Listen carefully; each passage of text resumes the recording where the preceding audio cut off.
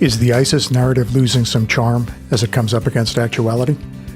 European governments show double-mindedness over privacy and surveillance. Malware authors make their products warier and more evasive. WordPress-based ransomware campaigns continue unabated.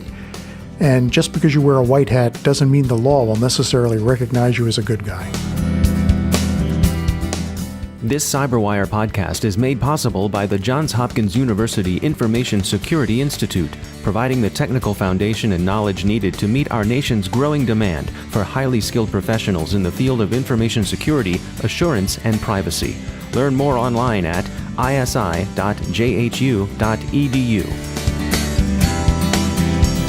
This is John Petrick, the CyberWire's editor, here in Baltimore filling in for Dave Bittner with your CyberWire Daily Podcast for Friday, February 5th, 2016. Reports from U.S. intelligence sources suggest a weakening of ISIS in its core territories. The causes of such weakening, if real, are complex.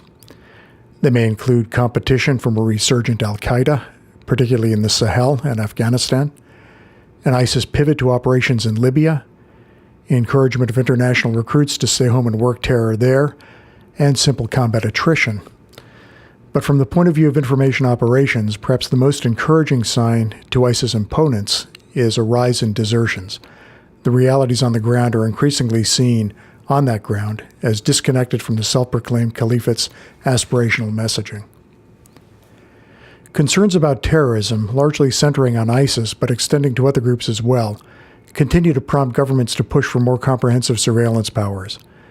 Poland has just enacted a law assuming such power, and has done so in explicit response to the rising threat of Islamist radicalization and terrorism.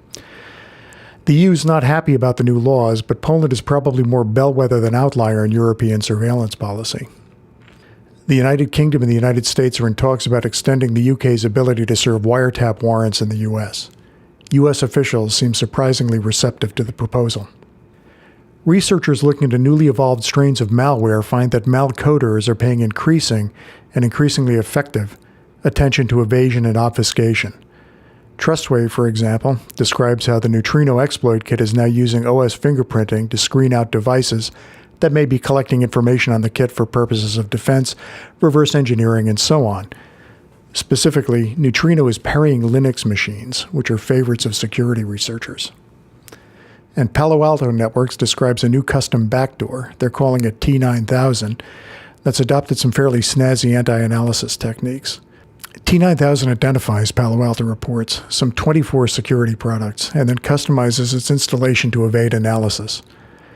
T9000 is the latest member of the T5000 malware family, also known as Plat 1. Its earlier variants have been in use at least since 2013, when Cylance reported on its use by what it called Grand Theft Auto Panda. FireEye researchers also found the malware distributed in 2014, and the bait in that case was the disappearance of flight MH370. The ransomware campaign afflicting WordPress sites continues today, and researchers are still trying to get a good handle on its origins and the specific methods of infection it's using. The campaign's motive, however, is quite clear, and that motive is extortion. Victims find themselves enmeshed in TeslaCrypt ransomware. So this is probably a good time to revisit the ways in which enterprises can protect themselves against ransomware. Dark reading offers a convenient summary. Authenticate inbound email, harden your email servers, consider ad blocking, monitor file activity, and have a good, current, sound, and well-exercised response plan in place. We'd add one more to their list, and this works for individuals as well as enterprises. Back up your data. A great deal of ransomware gets its foothold in a device through social engineering. The CyberWire's Dave Bittner spoke earlier this week with the Johns Hopkins University's Joe Carrigan about social engineering. This CyberWire podcast is brought to you by the Digital Harbor Foundation, a nonprofit that works with youth and educators to foster learning, creativity, productivity, and community through technology education. Learn more at digitalharbor.org. Joining me is Joe Kerrigan, Senior Security Engineer at the Johns Hopkins Information Security Institute. They're one of our academic and research partners. Joe, it strikes me that no matter the amount of automated security we have for our systems, we still have to deal with the issue of the person sitting in front of the machine. Right, the people. They're the weakest link. Sort of defining that, I mean, we talk about, I know this is one of your favorite subjects, it's social engineering. Yeah, social engineering is fascinating to me. Just the psychology of getting people to tell you information that they're not supposed to tell you. I have a friend who used to work for a company probably about 2 decades ago, and their security audit had a very interesting component to it. They would call into the company that they were auditing. They would be very honest with the people. They'd say, I'm from company X, I'm contracted with your company, and we're doing a security audit, and I need to know your username and password. And 25% of the people would tell them their username and password as part of a security audit. Oh my. Yeah, you just failed the audit. So, but let's break that down a little. It seems that to be so straightforward as to be almost absurd. But on the other hand, if someone calls and says, I'm from security, it would be easy to not think twice about that. Correct. Yeah, people are trusting generally. And that's what I mean about being fascinated by the psychological aspect of it. There's another article that I read recently where somebody was saying, why would I spend time and effort reverse engineering someone's password when I can just call into the organization and ask 10 people and one of them will give me the username and password? So how big a threat is this? I mean, is it compared to, like I said, the automated attacks coming in? How big a component is social engineering? It's a big component because if I can get someone's username and password, I can actually get into the network immediately without any more delay. So it is a large portion of where people are focusing now, and there's some people some of whom I've known, who, when I worked with companies that did security audits, who are very, very good at just talking their way into things or talking people out of things. They're masters at it. They can. It's almost like a Jedi mind trick.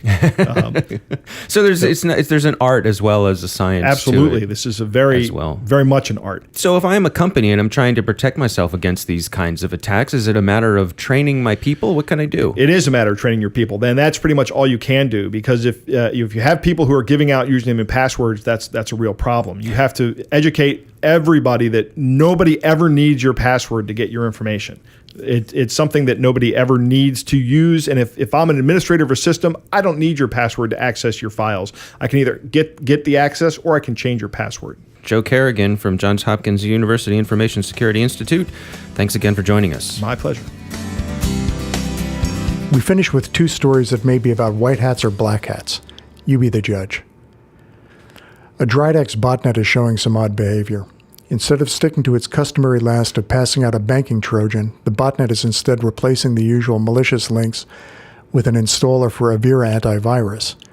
Avira is a legitimate security product. Now, whoever is doing this isn't Avira. And Avira also notes that people who've gone to the installer have received a valid signed copy of the antivirus software instead of the malicious Trojan. Why this is being done is equally mysterious. It could be a malicious actor seeking to, quote, mess with the heads of security firms, unquote, as the Register puts it. But Avira thinks that unlikely. It seems more probable that a white hat vigilante is at work. So, nice motive, but as Avira points out, this kind of activity is illegal in an awful lot of jurisdictions. This isn't the first time an Avira installer has replaced a malicious payload. The phenomenon's been observed before with both CryptoLocker and Tesla. And on the subject of well-intentioned but probably illegal behavior, CSO interviews a guy prudently identified only as Seth, who set out to pwn tech support scammers. Seth has set up an old plausible-looking box as his honey trap adjunct. When the scammers call, he pretends to swallow their fish bait, then lets them take over his machine and have their way with it. After some minutes of this, Seth says, "I call BS on the guy," and this angers the scammer, who then proceeds to take as much of the bait box's contents as he can scoop up. Some of those contents consist of about 24 malware samples stored in the documents folder. Seth, of course, doesn't know if his whackback hit the bad guy target, but he seems to have found it a satisfying experience. Again, quite likely illegal in many, even most jurisdictions, so kids, really, don't try this at home. You'll break your mother's heart. And that's the CyberWire for Friday, February 5th, 2016. Come back for our Week in Review podcast up a bit later this afternoon. For links to all of today's stories, along with interviews, our glossary, and more, visit thecyberwire.com. The CyberWire Podcast is produced by CyberWire International, and this is the editor, John Petrick. Our regular host, Dave Bittner, will be back from his sojourn at the second happiest place on Earth sometime on the 16th. Until then, I'll be filling in, and thanks for listening.